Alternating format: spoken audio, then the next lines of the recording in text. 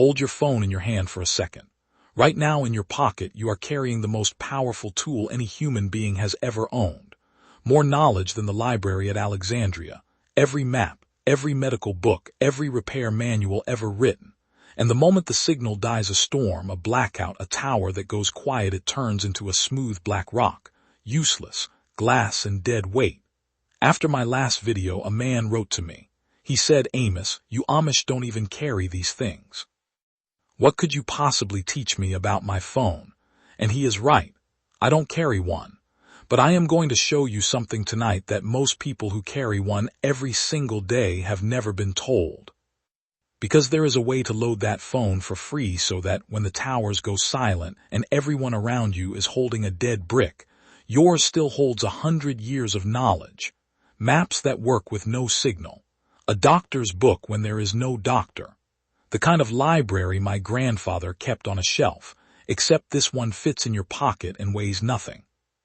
Before this video is over, I'm going to show you one free download built quietly back in 2007 by a man trying to help his own mother that puts an entire library in your hand and never asks for a signal again. And I'm going to show you why the companies that sold you that phone would rather you never learned this. Stay with me. Now, after I read that man's letter, I did something I don't often do. I went and I sat down with two of the young English fellows who helped me with these videos, and I had them show me everything. How the thing works, what it can hold, what happens when you cut it off from the world, and what I learned, I'll be honest with you, surprised even me, because the problem was never the phone. The phone is a marvel. The problem is the way you've been taught to use it. You've been taught to keep everything somewhere else out there, in what they call the cloud, and to let the phone be nothing but a window you look through. And a window is no good to you when the power's out and the glass goes dark. So tonight I'm going to teach you to stop renting that window and start owning what's behind it. Everything I show you is free. None of it asks for your money. And all of it lives right there on the device, where no storm and no company can reach in and take it away. Let me start with the part that no one believes when I first tell them. Your phone can find your exact place on a map with no signal at all. No bars, no internet, nothing. People think the little blue dot comes from the cell towers. It does not. There is a separate chip inside that phone, and all it does is listen quietly, patiently to satellites passing 12,000 miles overhead. It doesn't call them. It doesn't pay them. It just listens.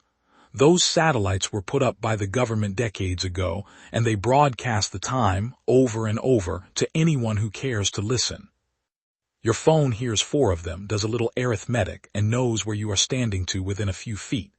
The cell tower was never part of it. So a phone with no service, out in the middle of nowhere, can still tell you exactly where you are. But and this is the part you must hear only if you did one thing first. The map itself has to already be on the phone. The blue dot knows where you are. It cannot draw the roads around you unless you saved them ahead of time, while you still had a signal. That is the whole game. You load the knowledge in while the world is still connected so that when it disconnects, you carry the world with you. Now here's the second thing they never tell you. When your phone loses signal, it does not rest. It panics. That little radio inside starts screaming into the dark, full power, searching for a tower, over and over every few seconds. It is one of the most battery-hungry things your phone can do. A phone hunting for a signal it cannot find will drain itself dead in hours. So the very first thing you do when the grid goes down is the thing that feels wrong. You cut it off completely. Airplane mode. You shut the radio up. And a phone that was going to die by lunchtime will now last you days, because the only thing still running is the screen and the knowledge you put on it. Now, I want to tell you why this matters to a man like me, who will never carry one of these. In my home, on a shelf my grandfather built, there is an almanac. It is older than my father. In it is written when to plant when the frosts come, how to set a bone, how to draw a fever, what root cures what ailment. My grandmother's hand is in the margins. When I need to know a thing, I do not ask the air and hope it answers. I walk to the shelf, and the knowledge is there the same today as it was yesterday. the same in a storm as in fair weather, because it is mine, and it is in my house, and no one can switch it off. That is the oldest rule we have. Keep what you need where no man can take it from you. For 1,000 years, that meant paper. It meant the monks copying books by candlelight so the knowledge would survive the dark times. It meant the family Bible with the births and deaths written in the back. It meant the almanac on the shelf. Knowledge you could hold. Knowledge that did not need permission. And here is the thing the English have forgotten: your phone can be that. It can be the almanac. It can be the shelf. It can hold more than my grandfather's whole library 1,000 times over and carry it in your coat pocket. You were sold a window, but the very same machine can be a vault. Nobody told you that because there's no money in a vault. There's a great deal of money in a window you have to keep paying to look through. And that brings me to the part that should make you a little angry. Think about how your phone came to you. When you bought it, almost nothing was on it. Just enough to make it work, and 100 little doors, each one leading somewhere you have to pay to stay. Your music isn't on the phone, it's rented, streamed from their machines, gone the second the signal drops. Your photographs aren't on the phone, they were quietly lifted up into the cloud, which is just a polite word for a warehouse full of computers in some far-off place that belongs to somebody else. Your books, your shows, your maps, even your own letters out there, not in here. They built it that way on purpose, not to harm you. Simpler than that, because a thing you truly own you only buy once. But a thing you merely borrow, you pay for every single month for the rest of your life. That is the whole business. Keep the knowledge out there in their warehouse, so the phone in your hand stays a little empty, a little dependent, always reaching back to them.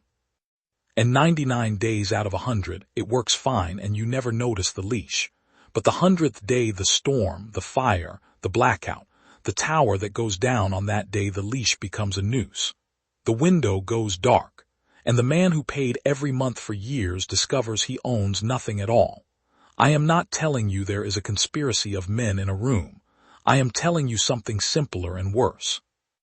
The whole machine was built to keep you renting, and an empty, dependent phone is good for business, and a full, independent one is not. So nobody is going to teach you to fill it. You have to choose to do it yourself. Now, if you're holding a phone right now and thinking this is for some special survival device, some expensive gadget, stay with me, because this next part is for you, with the very phone in your hand. Here is exactly what to do. You don't need to buy a thing. Start with the maps, because that's the one that can save your life first. There are free map programs, organic maps, and another called Awesome, and built on maps that volunteers around the world drew by hand and gave away for nothing. You open one, you find your county, your state, the places you'd run to, and you press download. It saves the whole map onto the phone itself. Roads, trails, rivers, the lay of the land, even the hills. Now that map lives in your pocket with no signal needed, and remember, the blue dot your phone can still find you on it when every tower is dead. Do it tonight, for the place you live and every place you might go. The next thing is the doctor's book. There is a real medical book, written for people in places with no hospital and no doctor for 100 miles. It's called Where There Is No Doctor, and the people who made it give it away free, as a thing you can save right onto your phone. How to stop a bleed, how to break a fever, what to do for a burn, a snake bite, a baby that won't stop crying in the night. Save it. Save the dental one too, and a plain first aid guide from the Red Cross that works with no signal once it's loaded. Then the old skills. The government wrote survival manuals: how to find water, build a shelter, which plants will feed you and which will kill you. And because the government wrote them, they belong to all of us, free to save. There's a free guide to canning and preserving food, put out by the Department of Agriculture, that will outlast every fancy app on that phone. Save them as you would save money. Then the papers that prove who you are. Take a clear picture of everything that matters: your license, your insurance, the deed, your medicine list, and the faces of your family, and keep those pictures on the phone itself, locked, not floating out in somebody's warehouse. When the office is closed and the power is out, a photograph of the right paper has settled many an argument. Now, where to put it all? If you carry the kind of phone that takes a little memory card, most of the plainer ones do buy one.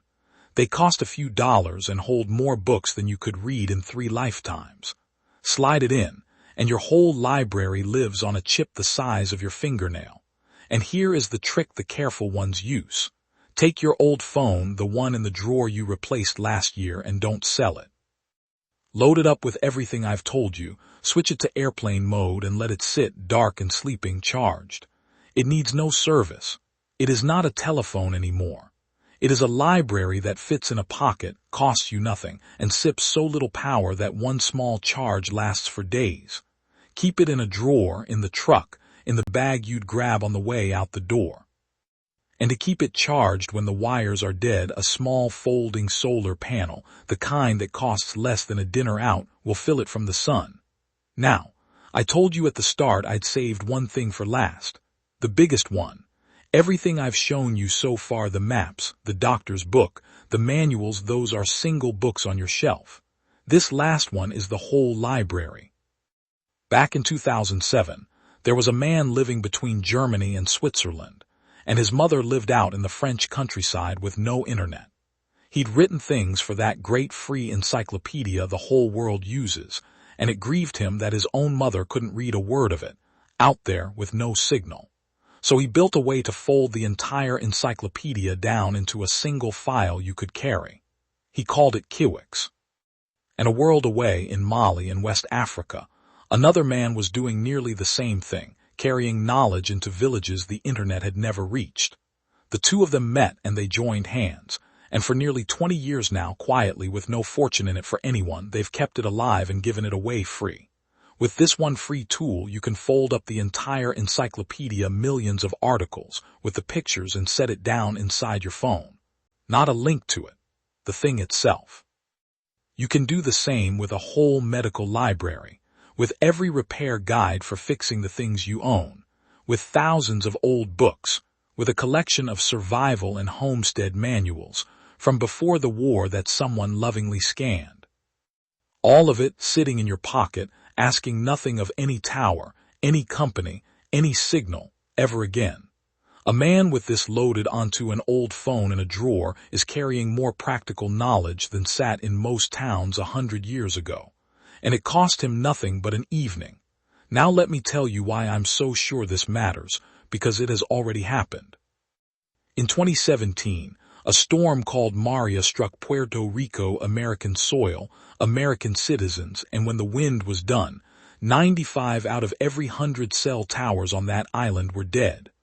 Not for a day, for months, over 1,000 towers down. A whole island of people holding phones that could not call, could not search, could not load a single thing because everything they needed was out there in the cloud, and the cloud was suddenly 1,000 miles away behind a wall of broken towers. The few who had thought ahead, who had the maps and the manuals saved on the device itself, they still had everything. That is the difference. That is the whole of what I'm trying to give you tonight. Now I promised you I'd be honest the whole way through, and I will not stop now. So hear me. A phone, no matter how you load it, is not magic, and I'll not let you believe it is. First, it is not a radio. With everything I've shown you, that phone still cannot call for help and cannot hear the weather warnings on its own, not without the towers or a separate radio set. Save the emergency frequencies on it if you like, but you'll still need a real radio to use them. The phone is your library and your map. It is not your voice to the outside world. Second, it runs on a battery, and a battery dies. Which is why the most precious things, a paper map of your own county, your contacts written on a card, the doctor's instructions for the one ailment your family is prone to, keep those on paper too. The phone is the deep library you hope you never need. Paper is the thing you stake your life on. Let the one back up the other. Third, those maps and books do you no good if you wait. The blue dot cannot draw a road you never saved. You must load all of this while you still have a signal in the calm tonight, this week, not in the storm, when it's already too late and the download will never come. And last, forget the talk of some great electric pulse from the sky frying every phone at once. Could happen, I suppose, but it is not what takes your phone from you. What takes your phone from you is far humbler and far more certain. A dead battery, a storm, a flood, a tower down the road that quietly stops working. Prepare for the thing that actually happens, and you'll be ready for all of it. So here is where we've come to. The knowledge was never really out of your reach. It was just kept out there on purpose, in someone else's warehouse, where you'd pay a little every month to glance at it through a window, and where one bad day could take it from you completely. Nobody handed you the other way of doing it, because there's no money in a phone you've filled up once and owned forever. You were never given it. Now you have it. If you're the kind of person who believes that real knowledge has been quietly pushed aside to protect someone else's profit, you already know what to do. So tonight, before you sleep, do one thing, just the first one. Open up one of those free map programs and download the map of the county you live in. Just that. And when it's done, come back and tell me in the comments the name of the place you saved first, your town, your county, the spot you'd run to. I want to see them. I read every single one. And if you'll do that small thing tonight, then subscribe and stay close, because next time I'm going to show you the little hand crank box my grandfather's generation kept by the door. The one that needs no battery, no wire, and no company's permission, and that can pull a voice out of empty air when every phone for 100 miles has gone dark. There's a reason they stopped teaching folks to keep one. But that is for next time. For tonight, load the map. Lock the door. And remember, the people who built this country with their hands knew things we are only just starting to remember.